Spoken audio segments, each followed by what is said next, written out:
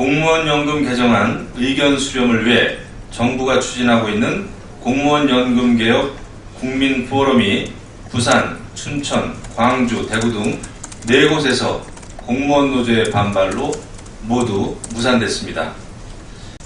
약 100만 명의 공무원 중 45만여 명이 참여한 새누리당의 공무원연금 개혁안 찬반 투표에는 98.6%가 반대하는 것으로 나타났습니다. 공무원 여러분들의 분노와 억울함은 당연한 것이라고 생각합니다. 국가를 위해 헌신해온 공무원들의 희생 또한 잘 알고 있습니다. 하지만 해마다 막대한 세금이 공무원연금 적자 보전에 쓰이고 있습니다. 올해 보전금만 해도 2조 5천여억 원에 이릅니다. 배가 가라앉고 있는데 배 밑바닥의 구멍을 그저 바라보고만 있을 수는 없습니다. 지금 개혁하지 않으면 우리의 자녀들이 짊어져야 할 빚이 너무나 큽니다. 공무원연금의 만성적 적자 구조에 대해 다수의 국민들도 우려하고 있습니다. 공무원연금 개혁에 대한 한 일간지 여론조사에서는 응답자의 64.5%가 공무원연금 개혁에 찬성한다고 응답했습니다. 새누리당의 공무원연금 개혁안에 대해서는 61.9%가 긍정적으로 답변했습니다. 공무원연금 개혁은 이해 당사자인 공무원들의 문제가 아닌 우리 모두의 문제입니다. 다시 읽겠습니다. 공무원연금 개혁은 이제 공무원연금 개혁은 이해 당사자인 공무원들만의 문제가 아닌 우리 모두의 문제입니다. 국가와 국민의 미래를 위해 공무원 여러분의 깊은 이해와 협조를 다시 한번 간곡히 부탁드립니다.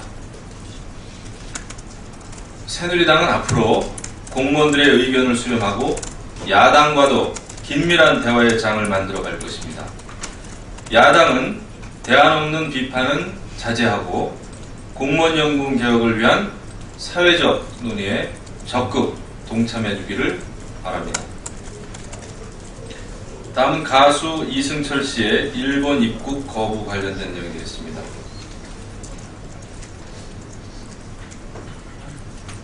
가수 이승철 씨가 지난 9일 일본 공항에서 약 4시간 동안 억류됐습니다. 입국을 거부당해 귀국했다고 합니다. 일본의 석연치 않은 입국 거부로 인해서 국민적인 공분이 일어나고 있습니다. 일본의 연예인 입국 거부 횡포는 이번이 처음이 아닙니다. 일본은 지난 1996년 독도는 우리 땅을 부른 가수 정광태 씨의 입국을 거부했고 2012년에는 일본 외무성 차관이 독도 수용횡단 프로젝트에 동참한 배우 송일국 씨에 대해 앞으로 입국이 어려울 것이라고 말한 바 있습니다. 일본 정부의 부당한 처사에 대한 비판이 높아지자 스가 히데요시 관방장관은 어제 이승철 씨의 입국 거부는 출입국 관리법의 상륙 거부 사유에 해당한다며 지난 8월 이승철 씨가 독도를 방문해 노래를 발표한 것과는 무관하다고 해명했습니다. 그러나 상륙 거부에 대한 구체적인 사유는 밝히지 않았습니다. 물론 출입국 승인은 모든 국가의 주권사항입니다. 그러나 일본이 만약 독도에서의 공연을 문제 삼아 이승철 씨의 입국을 거부했다면 정치와 문화도 구별 못하는 일본의 외교적 행태는 국제적으로 규탄받아 마땅합니다. 이번 입국 거부 사태에 대한 일본 정부의 명확한 해명을 촉구합니다. 또한 일본은 이를 계기로 이러한 일이 재발하지 않도록 이성과 감정을 명확히 구분해 주기를 당부합니다.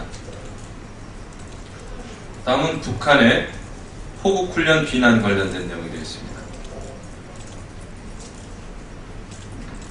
북한이 우리 군의 호국 훈련에 대해서 공화국을 침략하기 위한 예비 전쟁이자 핵시험 전쟁이라고 규정하고 조금이라도 건드린다면 무자비하게 쓸어버릴 것이라며 위협적인 말을 하고 있습니다.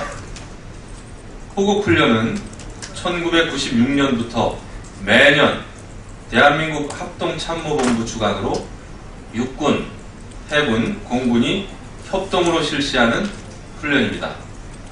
국민의 생명과 재산을 보호해야 하는 국가가 자국민을 보호하기 위해 유사시를 대비해 자국 땅에서 훈련을 하는 것은 지극히 당연한 일입니다. 우리의 정당한 방어 훈련을 가지고 북한이 왈가왈부하는 것은 이치에 맞지 않습니다. 북한의 이런 자세는 남북관계에 전혀 도움이 되지 않습니다. 남북관계의 정상화는 비방에서 시작하는 것이 아니라 대화에서 시작해야 합니다. 북한은 2차 고위급 접촉 재개를 비롯해 남북이 대화할 수 있는 장을 만드는데 전향적인 자세를 보여야 할 것입니다. 새누리당은 북한이 이치에 맞지 않는 무리한 비방을 중단하고 서둘러 대화의 장으로 돌아와 줄 것을 강력하게 촉구합니다.